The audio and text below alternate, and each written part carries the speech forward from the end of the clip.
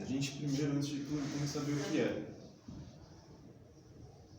Ateníase e cisticercose. Então, beleza. Ateníase e cisticercose, elas são patelmintos verminosos, ou seja, são da classe dos cestosos, ou seja, elas possuem um corpo achatado e de um tamanho muito grande. E elas não possuem sistema digestivo para poder fazer a sucção dependendo do local onde elas se encontram. Ou seja, no ser humano, no caso, é no local do intestino. Pode usar.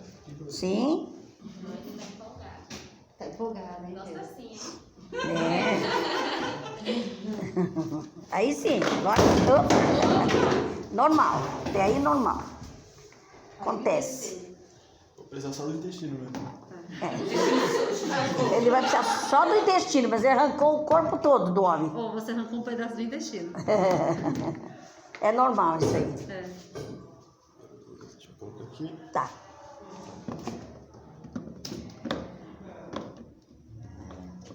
Muito bem. Beleza, a gente sabendo o que é, a gente vai falar sobre a diferença e a morfologia e quais são os tipos que existem. Tá.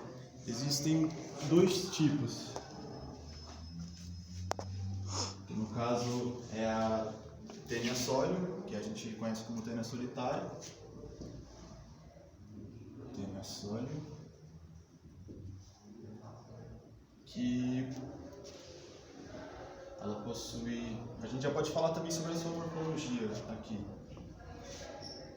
Que ela parece uma minhoca bem grande e bem achatada. Só que a tênia sólium, qual que é a diferença dela para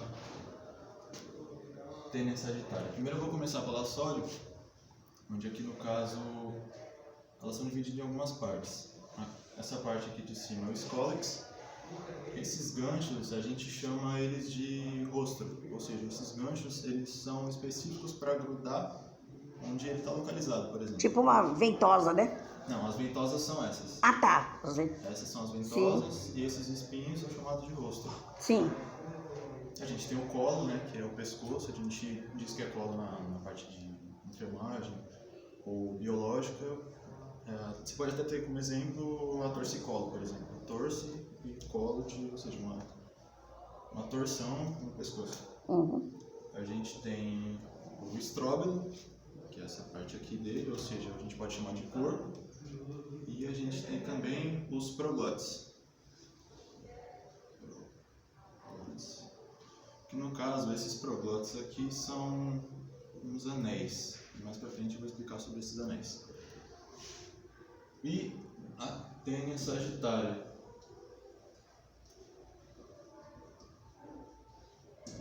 No caso, a única diferença entre a tênia sólium e a tênia sagitária é que a sagitária ela não possui esses espinhos aqui. Ou seja, ela pode grudar no intestino do homem através das suas próprias ventosas. Beleza. Agora eu vou falar sobre as proglotes.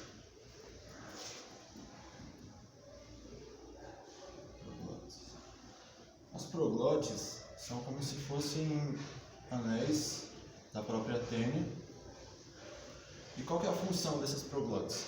Essas proglotes, a partir de determinado tempo, elas se destacam do ser, no caso é a tênia, após um momento de autofecundação.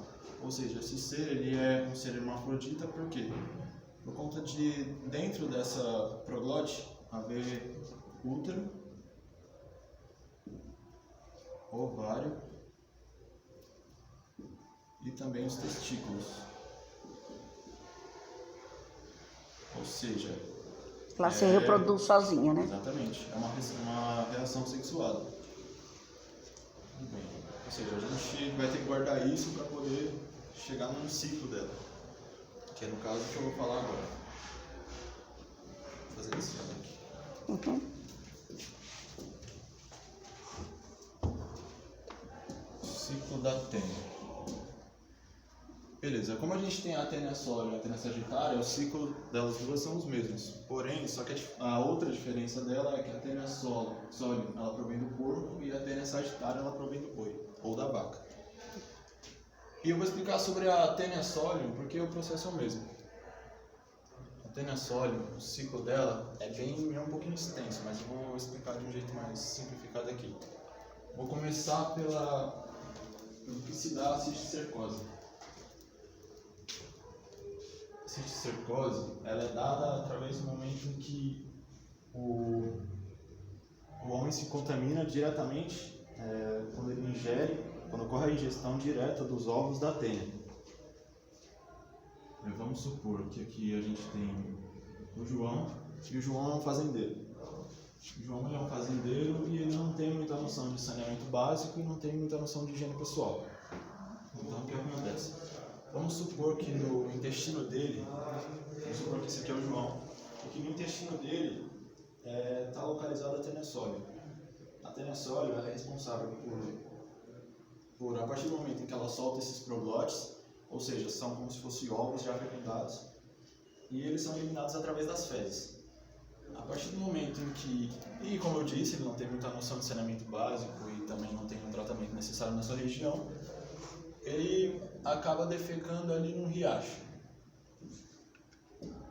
E esse riacho, como ele defecou, acaba ficando contaminado, ou seja, com os ovos da tenassólio.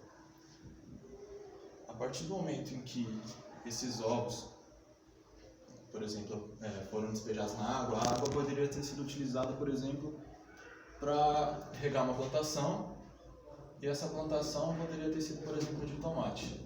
Ou seja, os tomates ficaram infectados e se não houver uma lavagem correta dos tomates ou o condicionamento deles correto, podem acabar infectando alguma outra pessoa ou qualquer ser. E vamos supor que Maria, ela também não tem um senso de higiene, não tem uma educação sanitária, e ela foi comer esse tomate sem lavar, certo? A partir do momento em que a partir do momento em que ela comeu esse tomate sem lavar, ou seja, agora vamos supor que é Maria também. Opa! E já desmontando a Maria. João tem problema com Maria, a partir do momento em que ela entrou em contato direto, ela fez a ingestão direta dos ovos. Os ovos eles passam pela boca, pelo esôfago, pelo estômago. O estômago tá lá, não. Pelo estômago. E a partir do momento em que os ovos chegam no estômago, vamos supor que seja, por exemplo, como um ovo de galinha. Esse ovo de galinha ele chega no estômago e, após ele entrar em contato com o suco gástrico, esse suco gástrico faz com que essa casca de ovo, essa crosta no qual ele está dentro, faz com que ela seja desfeita. E a partir do momento em que ela se desfaz e o tamanho do feto é muito pequeno, ele acaba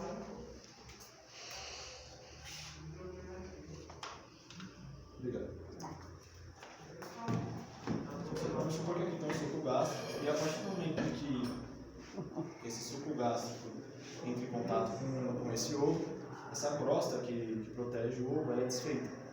E por ele ser muito pequeno, o feto, ele acaba atravessando a parede intestinal.